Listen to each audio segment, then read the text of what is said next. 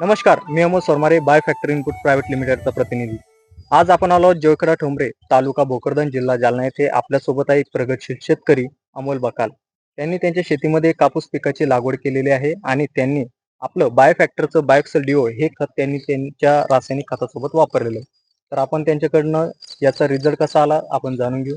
नमस्कार. नमस्कार. तुम्ही हे आपलं बाय फॅक्टरचं बायोक्सल डिओ हे खत वापरलं तुमच्या कपाशी पिकाला, तर कशा प्रकारचे रिझल्ट तुम्हाला जाणवले? तिनं खुटवे जास्त काढली, हम्म. पातीची संख्या वाढवली, झाडाची ग्रोथ एकदम चांगली केली, क्वालिटी. तर तुम्ही हे किती बॅग आणल्या होत्या तुम्ही?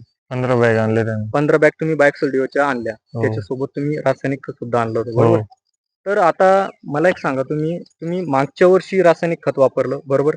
आणि या वर्षी त्या रासायनिक खतासोबत तुम्ही बायोक्सल डिओ वापरले आपल्या कपाशीला. तर तुम्हाला कशा प्रकारचे रिझल्ट जाणवले? गेल्या वर्षी आम्ही रासायनिक खत वापरलं, या वर्षी याचे रिझल्ट आम्हाला चांगले आले.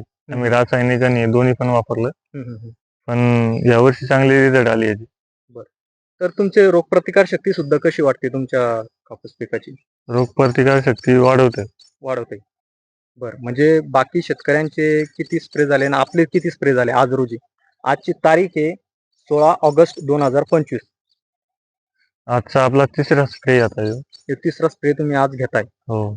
आणि बाकी शेतकऱ्यांचे किती स्प्रे झालेले आज रोजी? बाकी शेतकऱ्यांची आता बाजूलाच आपल्या पराठी आहे, तर त्यांची आता 4थी फवारणी झालेली 5वी आता तयारी आहे त्याची. तयारी. तर म्हणजे इतकं प्रभाव या हो. आपल्या खताचा आहे. तर तुम्ही इतर शेतकऱ्यांना काय सांगाल बा हे खत वापरण्याबद्दल?